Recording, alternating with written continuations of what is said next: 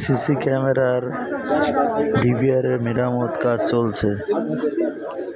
আপনারা দেখতে থাকুন এবং আমাদের সাথে থাকুন কিভাবে ডিভিআরের কাজ মেরামত করা হয়, কোন কোন পথ অবলম্বন করলে আপনি সহজেই বুঝবেন যে আপনার ডিভিআরটি ভালো আছে।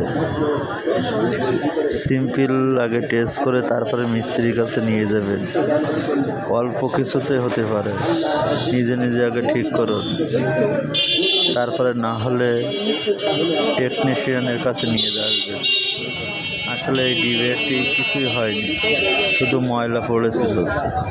চার্জারের কটের পিনে ময়লা পরিষ্কার করে দেওয়ায় ডিভিআরটি চালু হয়ে গেছে এবং ভিতরে প্রচুর পরিমাণ ময়লা ছিল।